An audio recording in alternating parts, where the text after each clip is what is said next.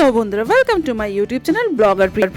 আজকে আমি তোমাদের সাথে শেয়ার করতে চলেছি কি করে আমি এই শীতের মরশুমে সুন্দর করে তেলের পিঠে বানালাম। অনেকে এই পিঠেকে কিন্তু গোকুল পিঠেও বলে। 1.5 কাপ চালের গুঁড়োর সাথে হাফ কাপ ময়দা ভালো করে মিক্স করে নিলাম। তার মধ্যে দিলাম সামান্য একটু লবণ। এরপর কিছুটা নিলাম খেজুরের গুড়। এই গুড়টা কিন্তু আমি ছাঁকনিতে একটু ছেঁকে নিলাম, কারণ অনেক সময় গুড়ের মধ্যে দানা দানা থাকে, আর সেটা যদি এই মিক্সারে তুমি দাও তাহলে সেটা অসুবিধা হয়ে যাবে।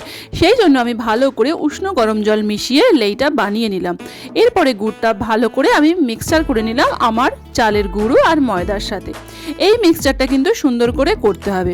তার মধ্যে অল্প অল্প করে আমি মিশিয়ে নিলাম উষ্ণ গরম জল আর হাফ কাপ মতো দুধ দিয়ে আমি বানিয়ে নিলাম মূল লেইটা। বন্ধুরা, এই লেইটা কিন্তু খুব একটা পাতলাও হবে না, ঘনও হবে না, এটা মিডিয়াম করে রাখতে হবে। তারপরে এটাকে আমি কিছুক্ষণ মিক্স হওয়ার জন্য ঢেকে রেখে দিলাম প্রায় 30 মিনিটের মতো। কড়াইতে তেল গরম হলে আমি অল্প অল্প করে জিনিসটা দেবো। তবে প্রথম পিঠেটা হতে একটু অসুবিধা হবে, তবে দ্বিতীয়টা থেকে একদম ঠিক হয়ে যাবে। ময়মটা এর মধ্যে দেওয়ার পরে আমি কি করছি, চামচ দিয়ে অল্প অল্প করে তেল ছিটিয়ে দিচ্ছি যাতে এটা ভালো করে ফুলে ওঠে।